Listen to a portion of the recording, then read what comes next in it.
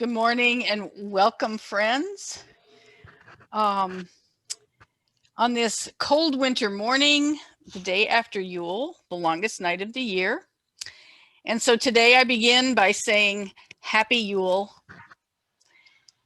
Happy Solstice, and welcome to the coming days of growing light. Our ancestors knew it was important to mark the days of darkness and cold with stories, music, and dance. It helped to maintain the hearts and spirits of the people as they endured the isolation and difficulties of the winter. It's not so different from what we have all been experiencing during this long COVID isolation. So this holiday season, we've been paying special attention to bringing music, story, and love and togetherness into our celebrations. The sanctuary is decorated for the holidays, and videos and slides of that beautiful space have been appearing in our music all month and will especially appear on Christmas Eve at 7 o'clock when we gather on Thursday. There's a hope sign in front of the church. See it?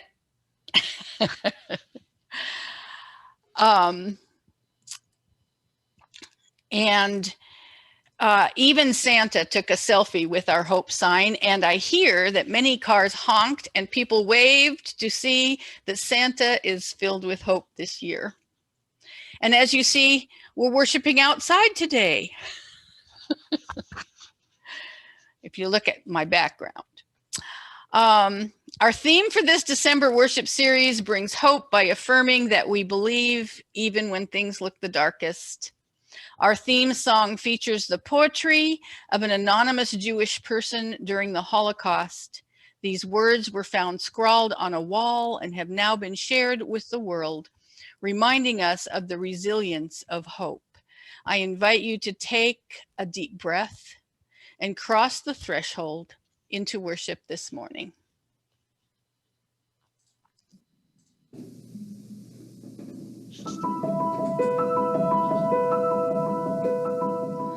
I believe in the light. I believe in the light, even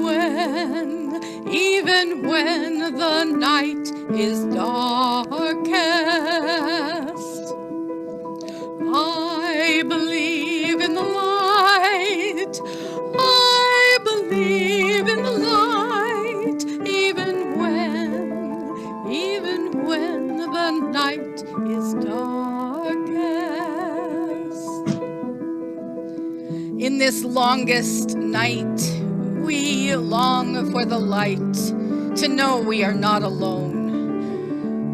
Holy love, how grateful we are for glimpses we catch of the gift of peace on earth, even in the midst of fear, of challenge, of struggle, even when we aren't sure that goodwill among us can be found. Ignite the flame of peace within us, that we might glow with its brilliance from the inside out. I believe in the light. I believe in the light, even when the night seems endless.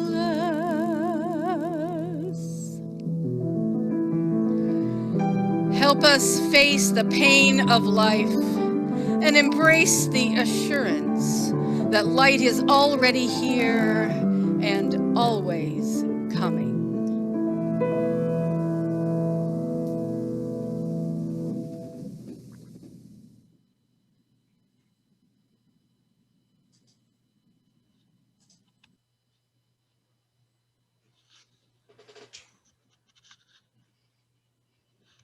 Our chalice lighting this morning is by Sharon Wiley. This solstice day, in honor of ancient traditions that celebrate this time of longest night, we observe that the flaming chalice holds the elements of the four directions: earth, air, fire, water.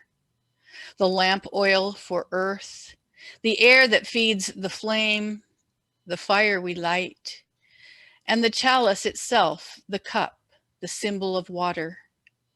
We light our chalice and reflect on the light we need to guide us through hard times, the light of our shared faith, the light of loving community, the light of love, joy, and hope. Our opening hymn this morning is Deck the Hall.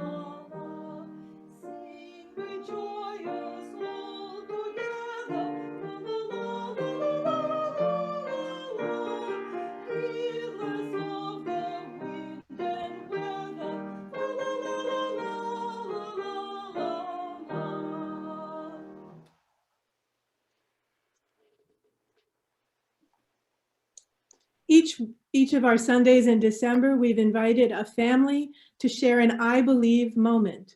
This week, Dennis Duquette will share a pre-recorded I believe moment.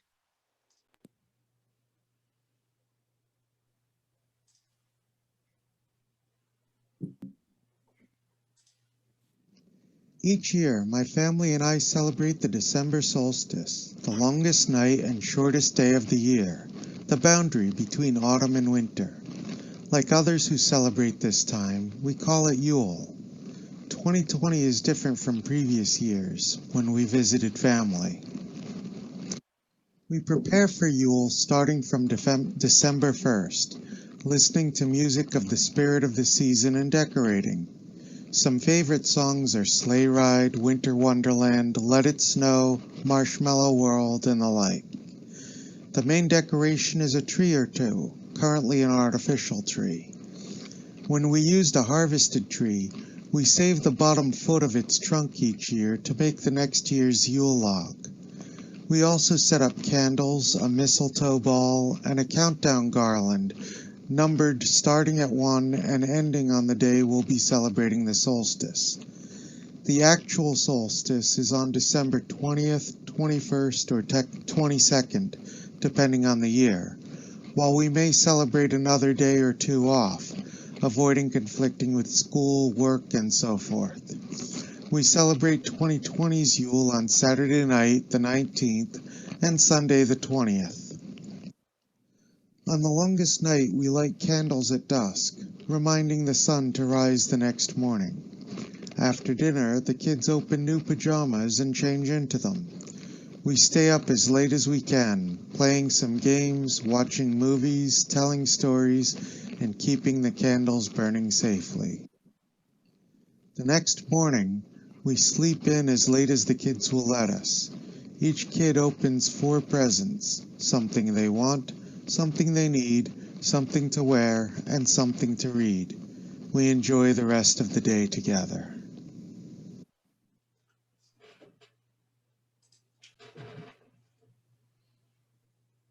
Thank you, Dennis and family. I have a story to share about Yule. Once upon a time, there lived a people who loved the light. They welcomed the light each day with song and celebration. And when the sun set each night, they sang their song of sadness for missing the light. They loved the light so very much. When the darkness fell each night, they would hurry to bed because they could not bear the darkness. Even then, they kept fires burning in their homes to light the way. Now, in this land were born two remarkable children. They were twins. One was a girl, and she seemed to shine from within.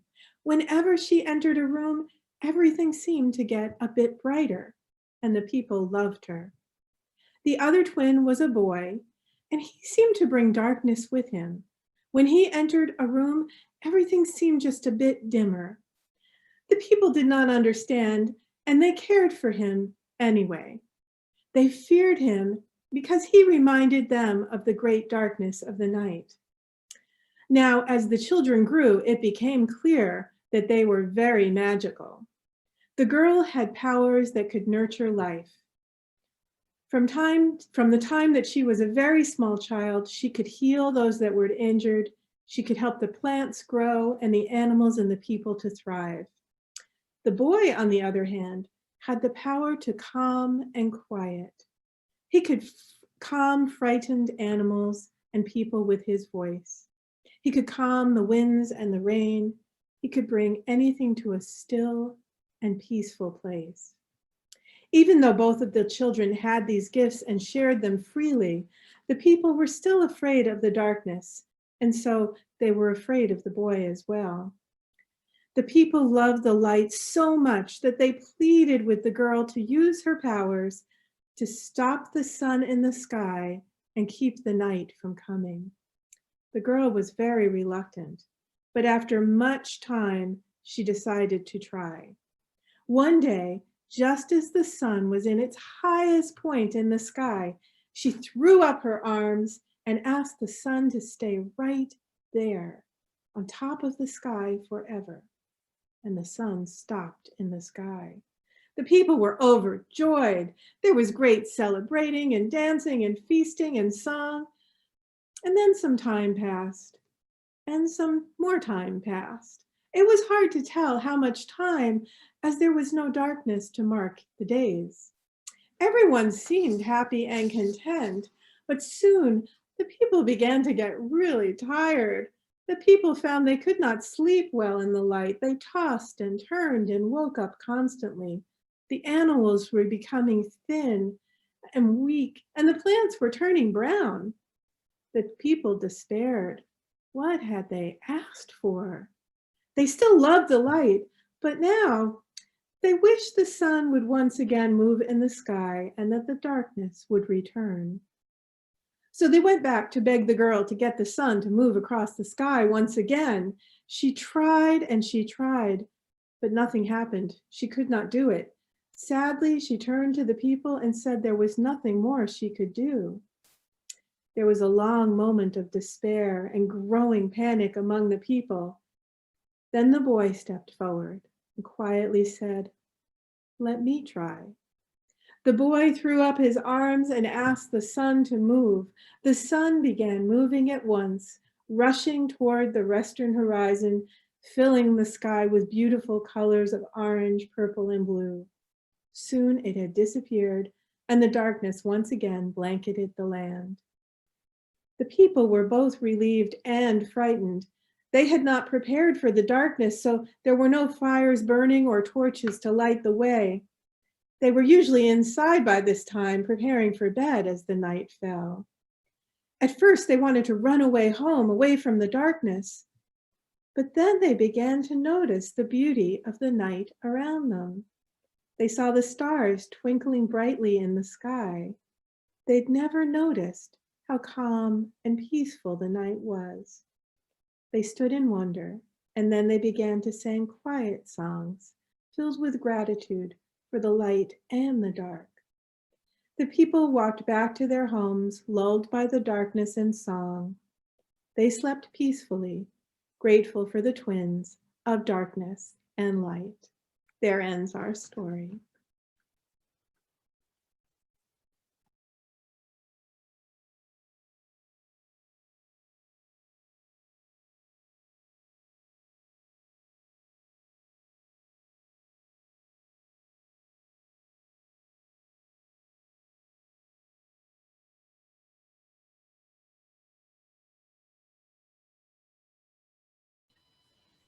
Sorry, it's still me. Yes. So sorry. Signs of peace. The beginning of peace is respect and love between individuals. In the Buddhist tradition, a bow signals that the light within me sees and honors the light within you. Namaste. Let us offer a sign of peace to one another. So now, as you are able, turn to each other in our Zoom gallery and offer a sign of peace, a bow, and recognizing the light within each of us. Namaste.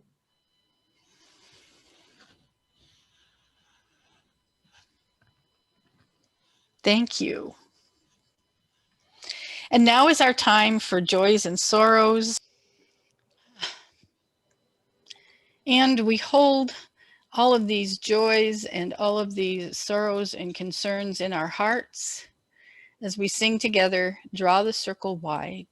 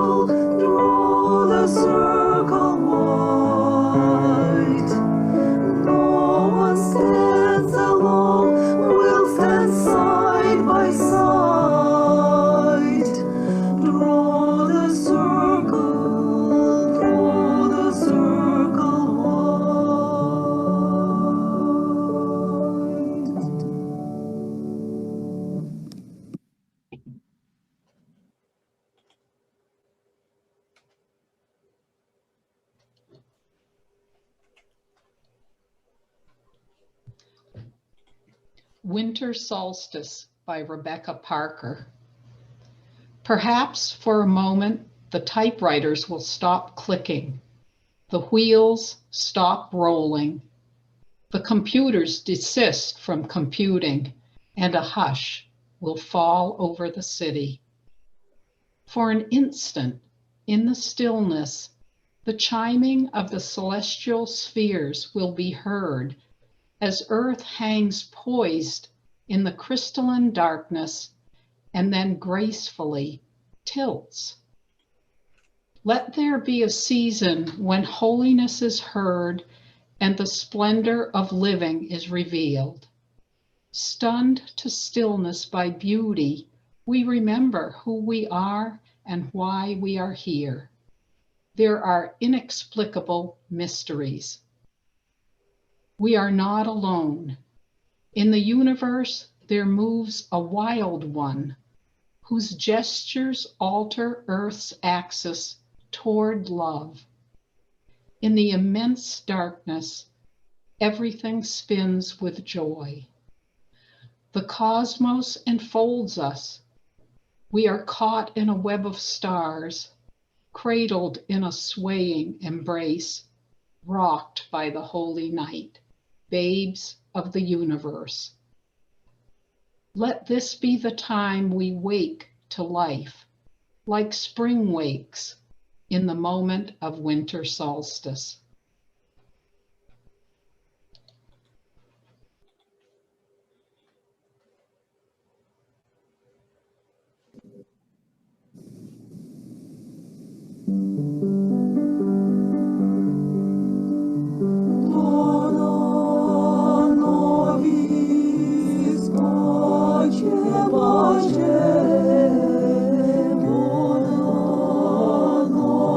Nobis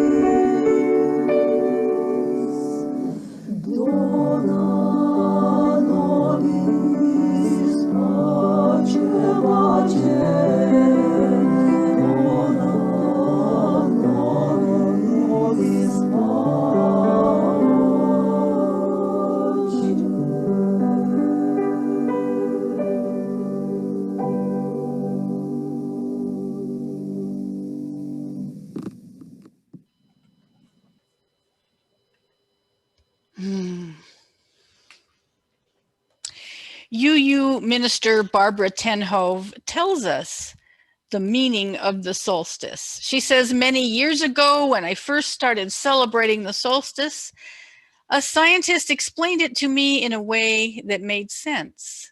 Learning from him, I wrote a reflection on the solstice that gives his scientific perspective a spiritual slant.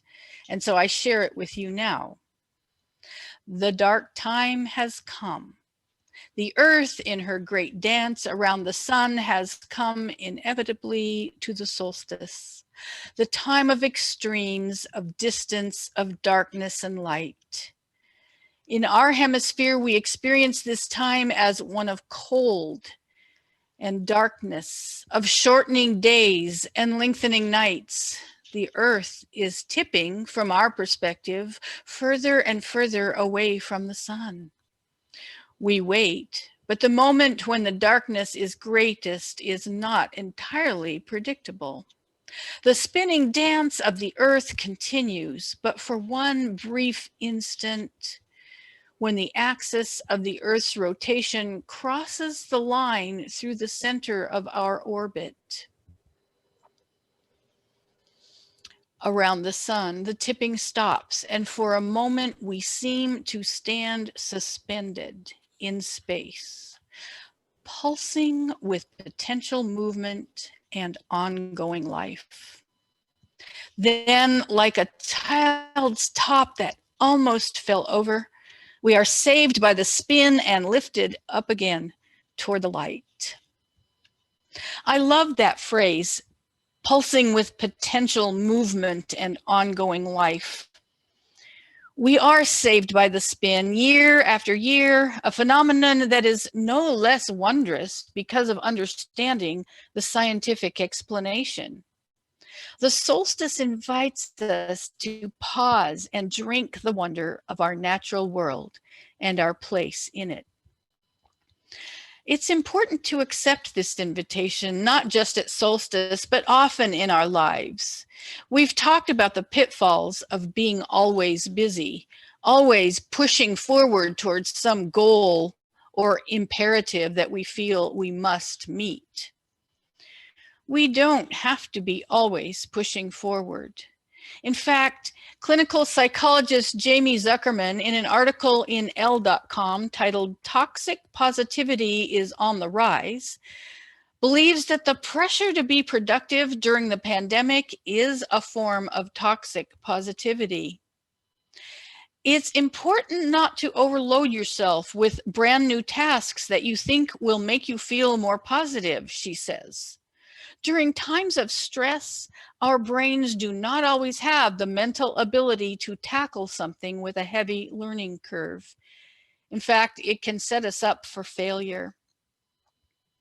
It's important to pause, to feel deeply the peace of the earth as it stands suspended in space, to drink in the moment of quiet that promises potential movement toward peace and ongoing life, toward more light rather than less.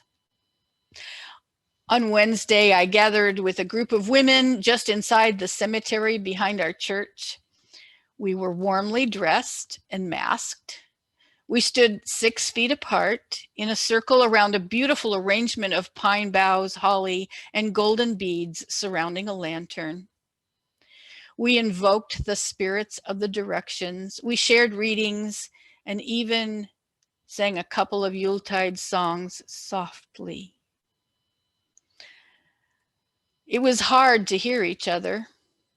Twilight was falling, and the winter night was coming fast.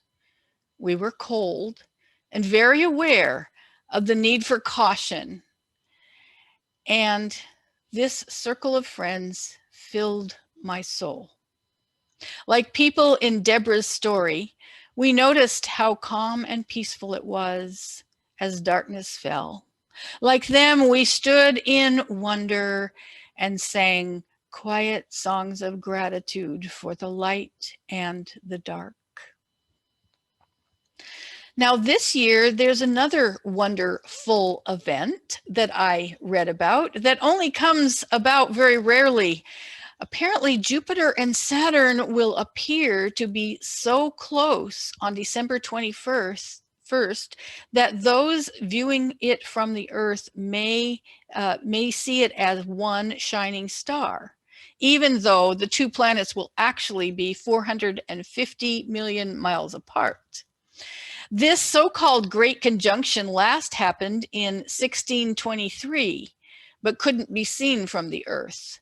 Before that, the phenomenon previously occurred on March 4th of 1226. This year's celestial event has been christened by some as the Christmas star due to its proximity to Christmas Day. The spectacle will next reportedly occur on March 15th, 2080. And after that, it's a bit of a longer wait, not until the year 2400. But this year, it's happening tomorrow. It's possible to understand why this occurs and to still feel awe and wonder that in this very dark year, we get a grand conjunction that can also be called a Christmas star. And so in this solstice season, we pause to pay attention. We pay attention to the hibernating animals, those who sleep and repair.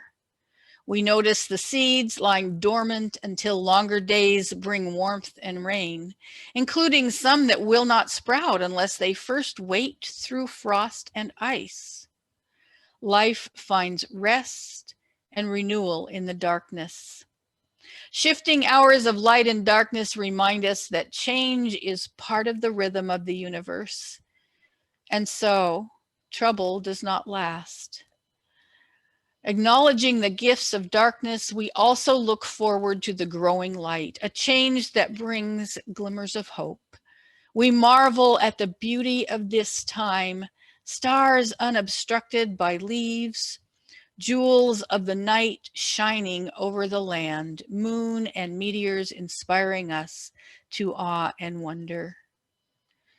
May those who are weary find comfort. May those who are struggling find meaning and companionship. May those who are injured or ill find recovery. May those who hunger find abundance. Let this be a time of healing, and may the dreams of the dark lead us to share these gifts with one another. Let this be a time of celebration. What joy can be found, let us hold it close, blow on its embers, and share its spark. We do not take for granted having come this far, and we give thanks for our companions on the journey.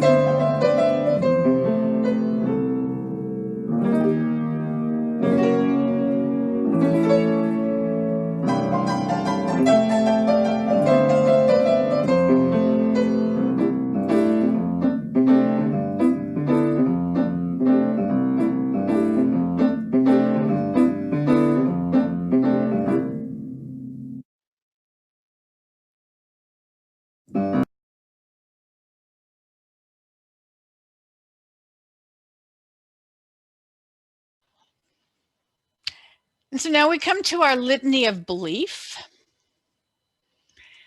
In times when humanity disappoints, it's an important act to call out, name, and claim the consequences of our wrongs.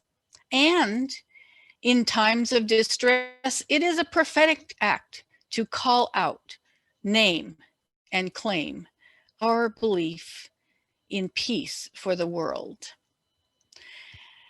As we voice our litany of belief, remember to mute yourself as you join the responses in bold.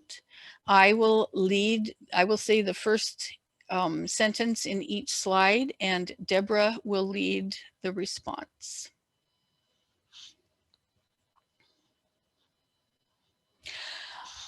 I believe that humans seem to have a penchant for conflict, and I believe that we are capable of learning non-violent ways to negotiate difference.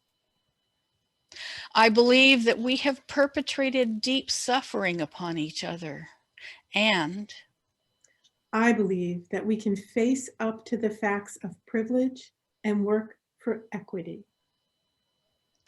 I believe that our fear has told us that we must win in order to survive, and I believe that winning at the cost of others can be called out and changed.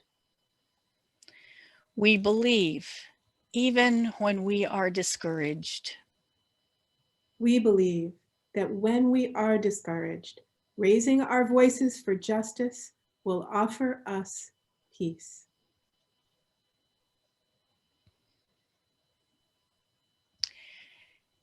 Each week in this holiday season, we are including a hymn of resistance, a very familiar carol or song of the season, with perhaps a not so familiar story of origins rooted in tragedy, sorrow, resistance to war and oppression. You will never sing these carols the same way again.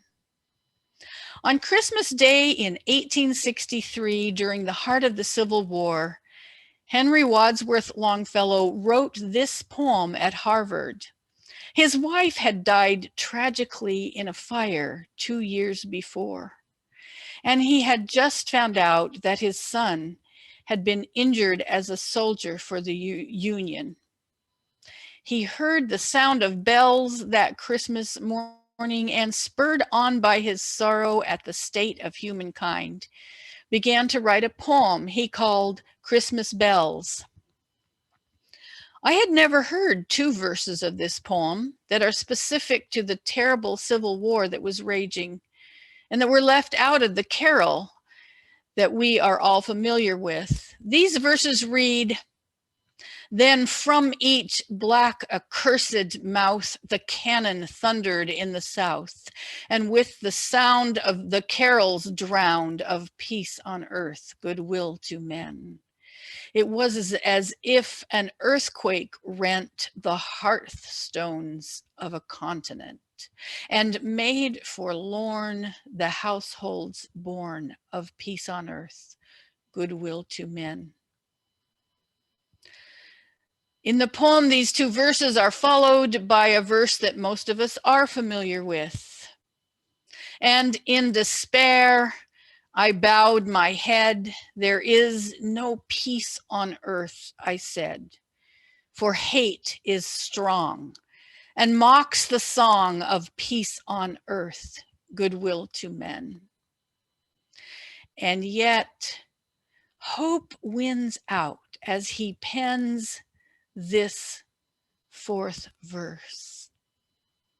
"Then pealed the bells more loud and deep. God is not dead, nor doth he sleep. The wrong shall fail, the right prevail, with peace on earth, goodwill to men." In our UU hymnal, the word men has been changed to include all genders. And today we sing peace on earth, goodwill to all. You're invited to sing along with microphones muted as we hear, "I heard the bells on Christmas Day.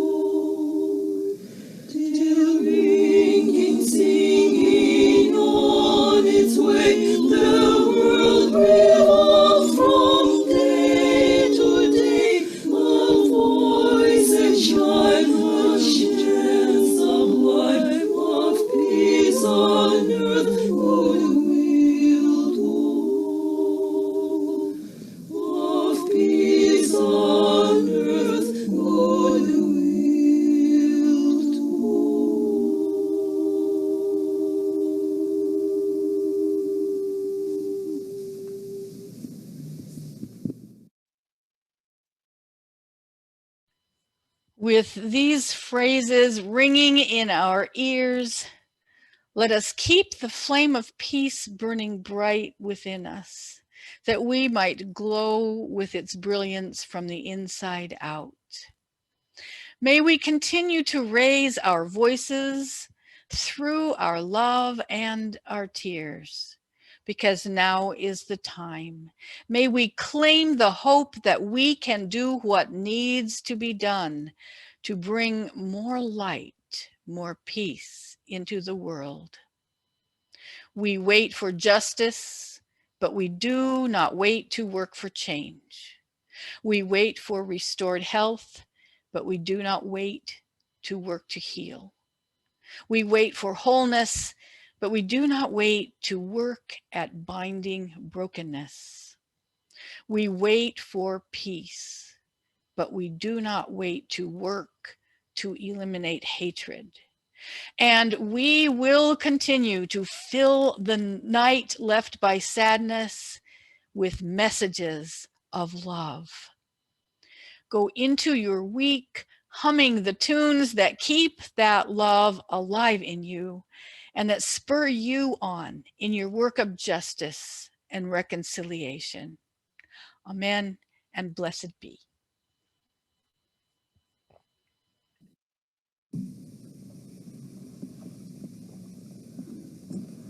Deep peace of the running wake to you. Deep peace of the flowing air to you.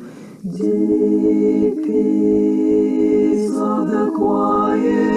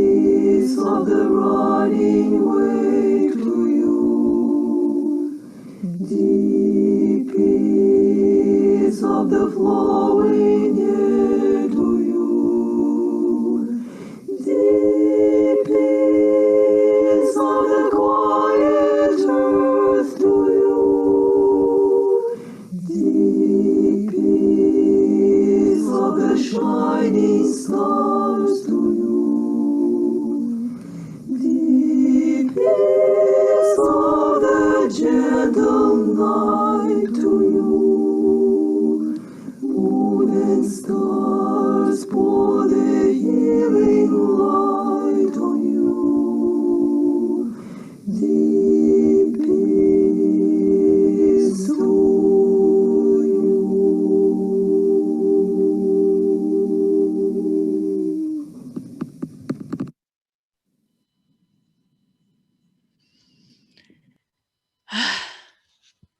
It's always so good to gather with you, beloveds. Half of our offering today will go to the minister's discretionary fund, which is used to help our members of our congregation who are in need of emergency financial funds for food, utilities, medication, or other needs. Information on how to give is in the chat bar, so you can add, if you can add to our offering today, your gift will be gratefully received. And if you need help from our minister fund, please contact me, Reverend Lynda. This help is always confidential. And I'd also like to remind everyone as our stewardship drive begins to wrap up that we are almost to the finish line with our pledge goal for church year 2020-21. If you've not pledged yet, call or drop an email to Jean Cahill or Alan Brooks or to the church office, and Pam will forward it for you. Let's reach our pledge this year. In a moment, we'll be invited into our coffee hour chat rooms to discuss in small groups and then come back together to mingle for a few minutes and say our goodbyes. Pam, will you invite us into our breakout rooms now?